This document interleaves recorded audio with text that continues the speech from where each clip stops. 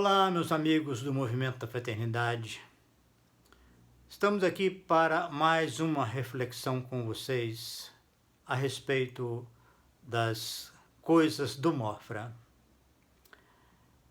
Ocorreu-me hoje analisar a relação de Jesus com Judas e, de certa forma, a mesma coisa entre Pedro e Paulo versus Tiago, muito bem descrita no livro de Atos, mas mais detalhado ainda no livro Paulo e Estevão, de Chico Xavier.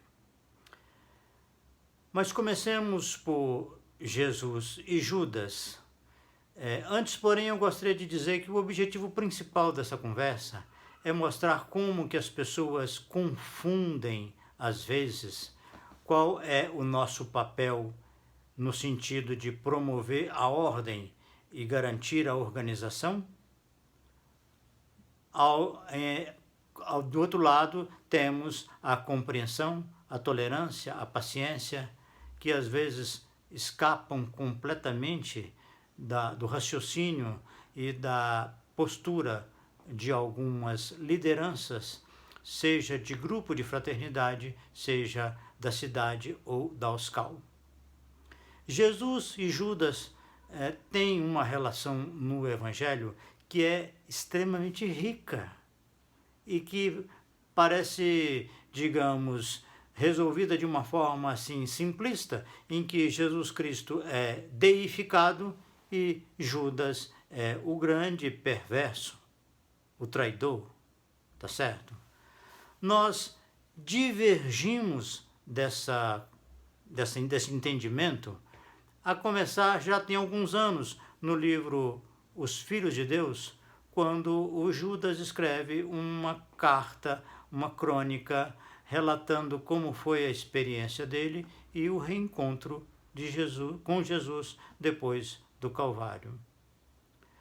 Mas se nós voltarmos um pouco no tempo, vamos ver que Jesus ele teve alguns momentos em que ele advertiu o apóstolo Judas para que ele não desse tanto valor à bolsa, que segundo o apóstolo João, o evangelista João, era o Judas quem administrava, ou seja, a coleta, né, dos benefícios, das doações, do apoio que o trabalho granjeava.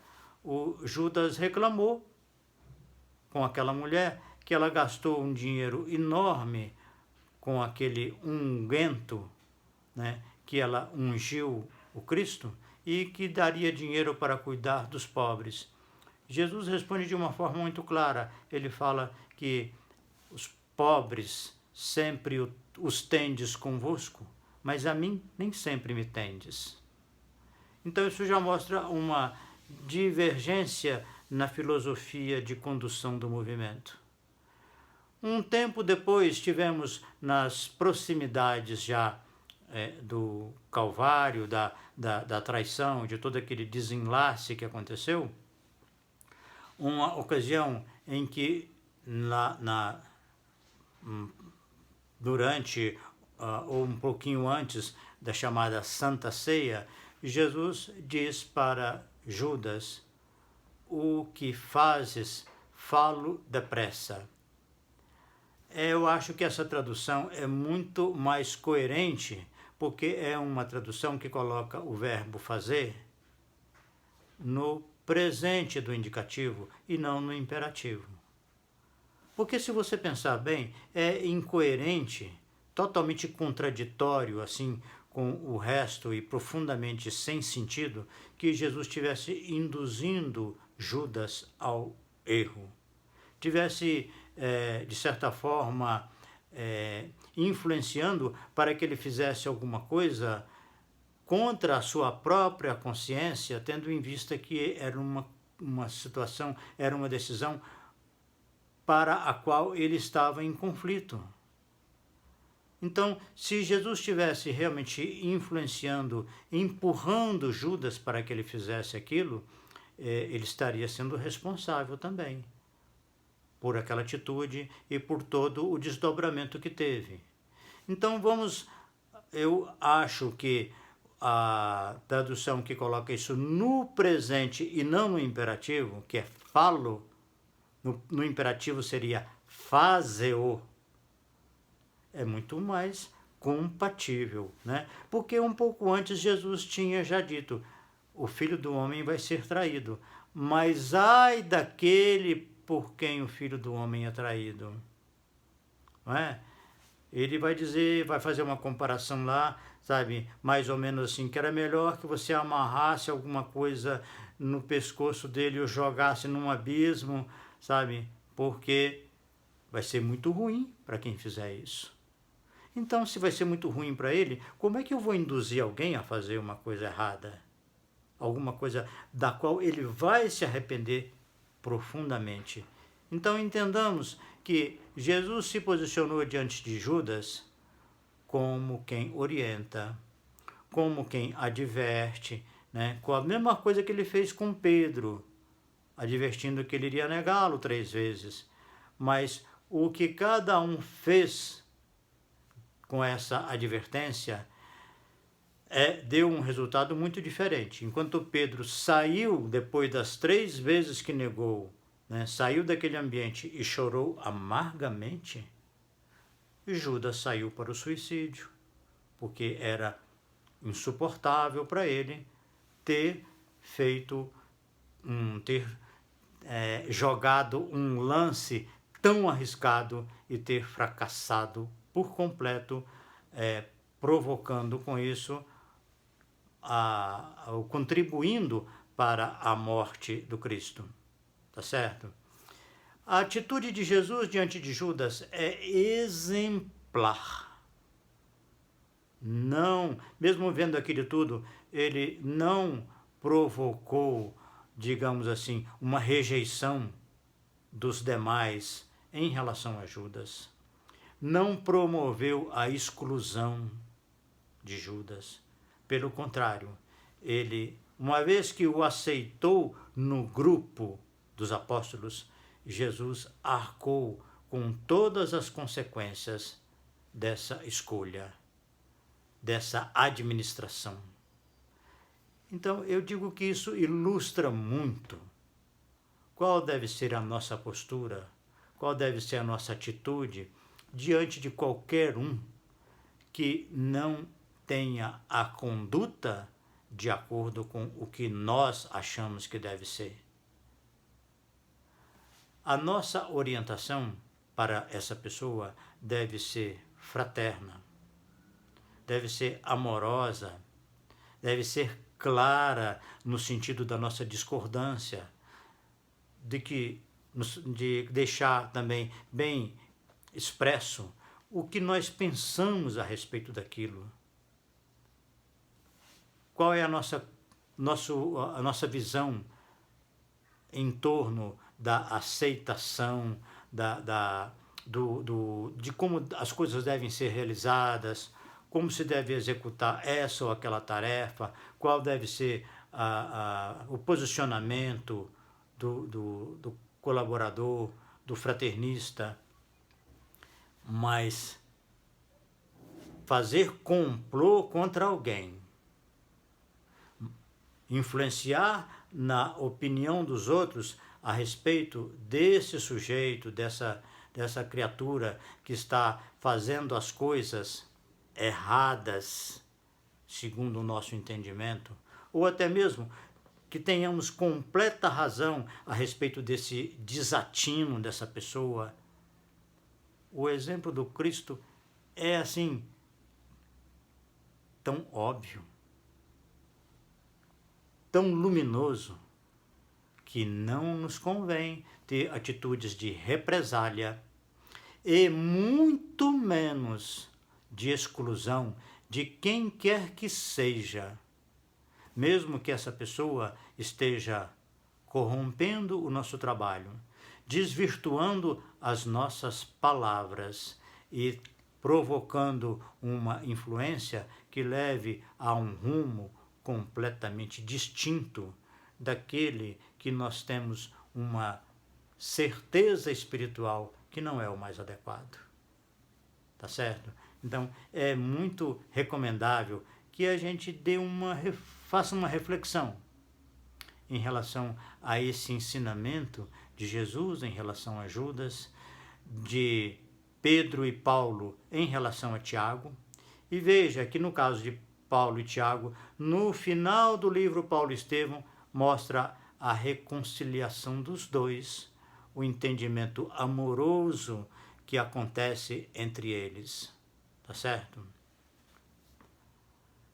No livro A Fraternidade em Movimento, que eu estava aqui com um exemplar agora mesmo, não estou mais,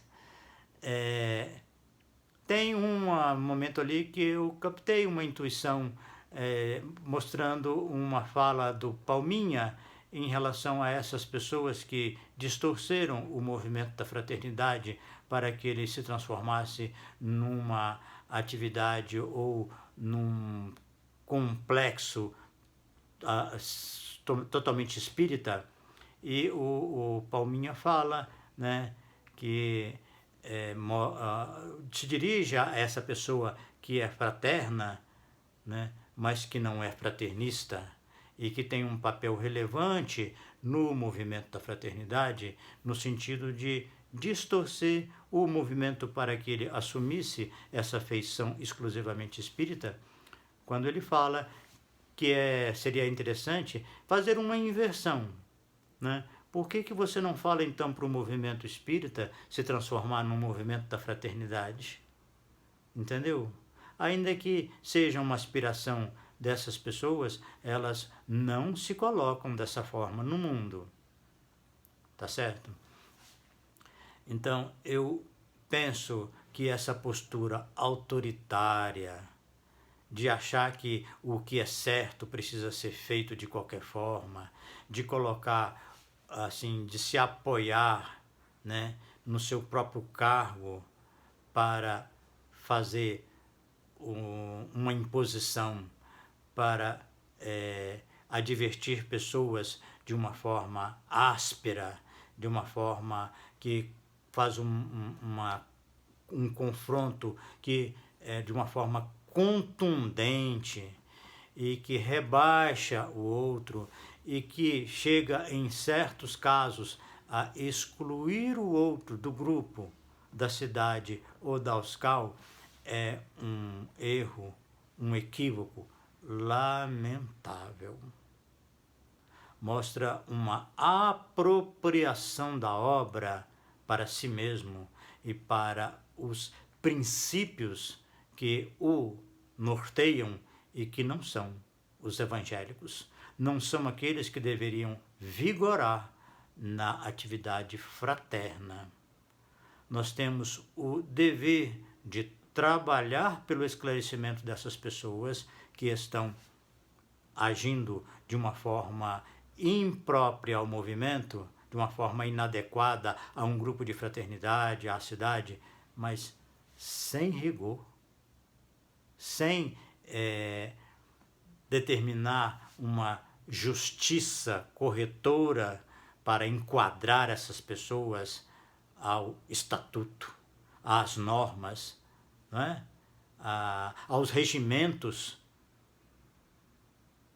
porque nós estamos aqui para a nossa própria educação espiritual e, se possível, contribuir para a educação dos companheiros que surgem como necessitados da nossa compreensão, da nossa paciência, da nossa esperança de que o mesmo plano espiritual que nos apoia está também cuidando deles, está trazendo para que nós, na convivência, estejamos juntos uns dos outros.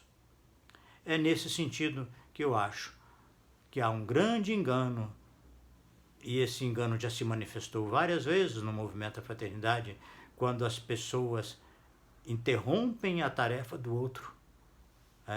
Algumas pessoas já passaram por isso no movimento da fraternidade, foram convidadas a interromper a reunião que faziam de estudos do Evangelho, outras atividades também, sabe? Porque elas não estavam de acordo com a doutrina espírita.